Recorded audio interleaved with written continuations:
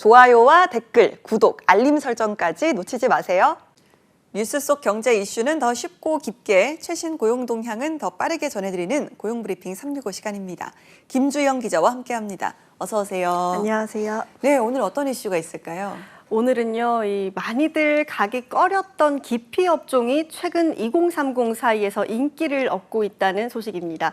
일이 고되고 험하다는 편견으로 덮여있던 이 직업들이 최근 기술직, 고수익 등 장점이 드러나면서 자격증 취득에 나서는 이들이 많아지고 있다는 건데요. 대체 어떤 자격증들일까요? 이슈픽에서 짚어봅니다. 네, 지난주 이제 세대를 가리지 않고 인기를 얻고 있는 지게차 자격증 소개하기도 했었는데요. 유독 MZ세대에게 더 인기를 얻고 있는 자격증, 그 첫 번째 자격증 어떤 걸까요? 네, 바로 이 도배 기능사입니다. 최근 한 방송에서 사회복지사에서 도배사로 변신한 청년이 알려지면서 도배사에 관한 관심이 높아지기도 했었는데요. 명문대 사회복지학과를 졸업한 배 씨는 도배사를 힘든 일이라는 편견을 깬다면 동료와 갈등 없이 일에만 집중할 수 있는 기술직으로 설명하기도 했었죠. 이렇다 보니 청년들 사이에서도 도배사에 관한 관심이 높아지는 추세입니다. 도배사 시험에 청년들의 관심이 얼마나 몰렸습니까? 네, 한국산업인력공단에 따르면요, 도배사 기능 실기시험 접수 인원이 지난해 5,230명으로 1년 사이 1,000명 넘게 증가했는데요. 특히 20대 응시자가 2배 이상 늘었습니다. 그 뒤를 이어 30대도 증가했고요. 반면 50대 이상 지원자는 소폭 줄었는데 성별 분석에 따르면 여성 응시자도 400명 가까이 증가했습니다. 업계에서는 젊은 층의 유입으로 명맥이 끊길 위기에 놓여 있던 도배 분야에도 세대 교체 바람이 불고 있다고 평가했을 정도입니다. 그러니까 기술과 관련한 자격증을 생각했을 때 도배 기능사가 이렇게 일반적으로 탁 떠오르진 않는데요. 이렇게 도배사가 인기를 얻는 이유는 뭘까요?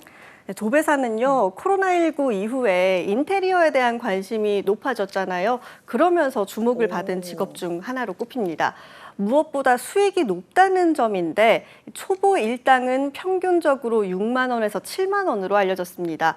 2년 이상 하면 준기공으로 인정을 받고 일당 17만 원에서 20만 원을 받을 수 있고요.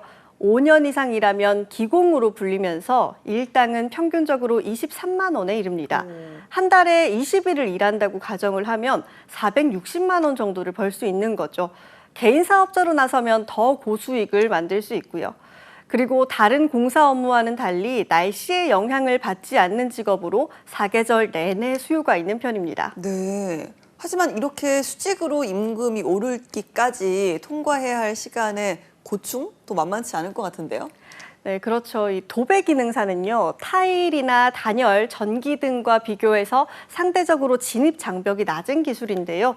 문제는 그래서 현장에서 계속해서 경력을 꾸준히 쌓아야 한다는 점입니다. 자격증만 따면 끝이 아니라 거기서부터 시작인 건데요. 기술직이다 보니까 현장 경력이 업무의 중요도를 결정하는 데 결정적인 역할을 하는데 경력이 쌓일수록 맡게 되는 업무도 달라지고요.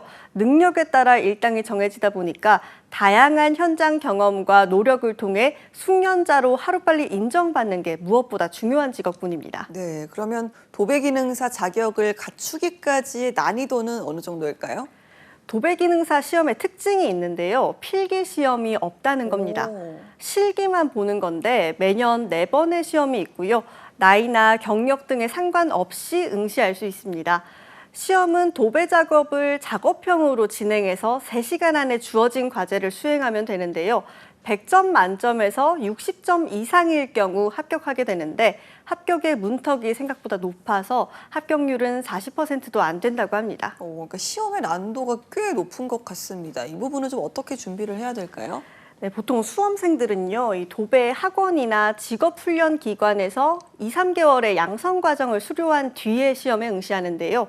이때 국가에서 지원하는 직업전문학교에서 배우게 될 때 비교적 저렴한 비용에 시험 준비를 할 수 있으니까요. 참고하시면 좋을 것 같습니다. 알겠습니다. 그리고 도배 기능사 못지않게 또 MZ세대에게 인기가 있는 기술 자격증 두 번째는 뭐가 있을까요?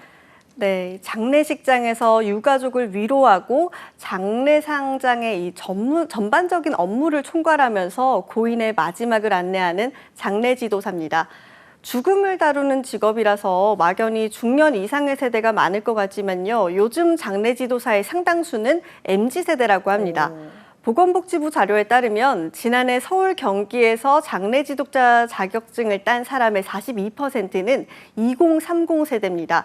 2년 전과 비교하면 10%가량 늘어난 수치고요. 네, 그러니까 어떻게 해서 이렇게 많은 젊은 세대가 장례 지도사가 되려고 생각하게 된 걸까요? 무엇보다 이 장례 지도사에 대한 인식 개선이 큽니다. 과거와 달리 장례 지도사는 시대가 흘러가면서 숭고한 마지막을 함께하는 직업으로 인식이 바뀌었는데요. 또한 사회적으로 웰다잉, 즉 존엄한 죽음에 대한 관심이 높아지면서 장례 지도사를 전문직으로 여기면서 인지도가 더 올라갔습니다.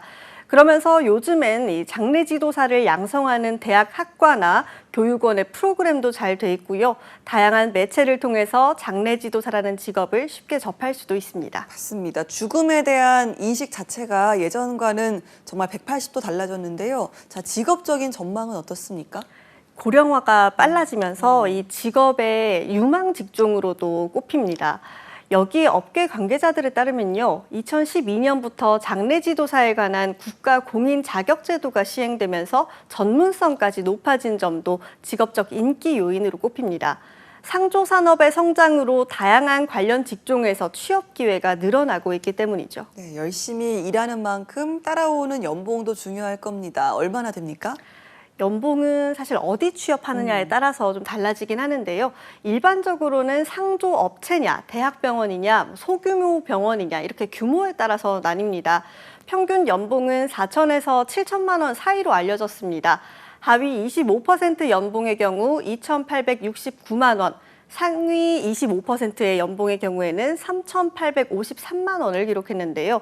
이렇게 경력에 따라 연봉 차이가 큰 편인데 근무처별로 그리고 경력별로 수행할 수 있는 업무가 다르기 때문입니다. 네, 그러면 이렇게 장례 지도사에 도전하고 싶은 분들은 어디서부터 시작해야 될까요? 네, 장례 지도사가 하는 일이 전문성을 요구하는 직업이다 보니까요. 다양한 지식 습득이 중요합니다. 네. 그래서 대부분은 교육기관을 통해서 준비를 하는데요. 가장 일반적인 취득 방법은 장례 지도학과를 졸업하는 겁니다. 이후 장례지도사 교육원에서 일정 시간의 교육 시간을 과정을 이수를 하면요. 자격증이 취득을 바로 할 수 있는데요.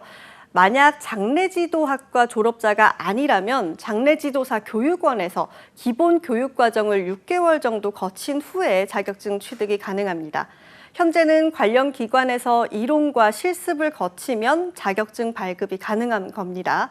하지만 앞으로 정부는요, 자격 시험을 도입해서 자격 기준을 강화할 계획이라고 밝혀서 조만간 또 달라질 걸로 보입니다. 네, 이렇게 최근 MZ세대 사이에 관심이 높아진 도배 기능사와 또 장례 지도사에 대해서 살펴봤는데요.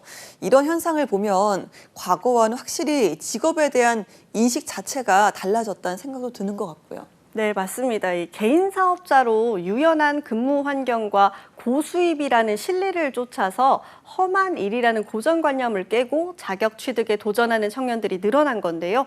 앞으로도 청년들의 이런 도전은 계속될 걸로 전망됩니다. 네, 알겠습니다. 자, MZ세대 사이에 평생 직장의 개념이 사라지면서 일자리 선택의 기준도 바뀌고 있습니다.